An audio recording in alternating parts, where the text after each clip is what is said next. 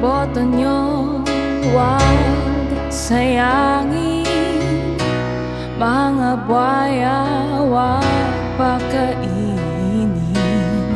Ang boto nyo, wag sayangin.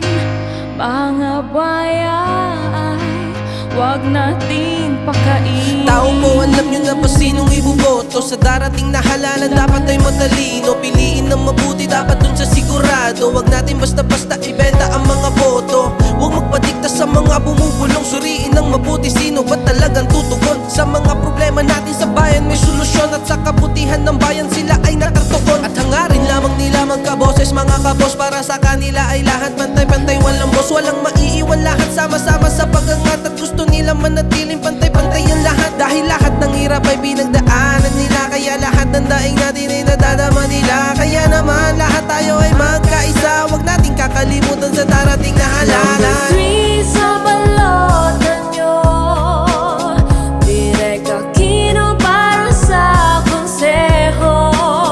Numero 20 naman sa balota nyo, si Teng Tapia.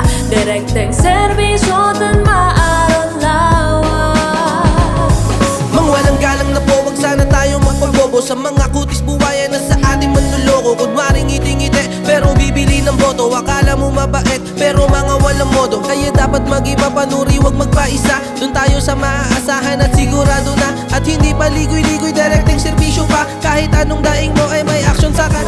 Di ka pa babayaan, 24 oras nang diyaan. Mananatiling bukas banat sa kahit na sino man. Lahat yan kanilang tutuparin, di ka bibiguin. Sa darating na halalan sa balota ay hanapin. Direk Aquino numero 3 lamang yan. At numero 20 Teng Tapia naman. Kaya naman sana maging bukas kaisipan. Sa mga buhaya sa paligid, wag magpakagat kaya Huwag tayong magpapadikta.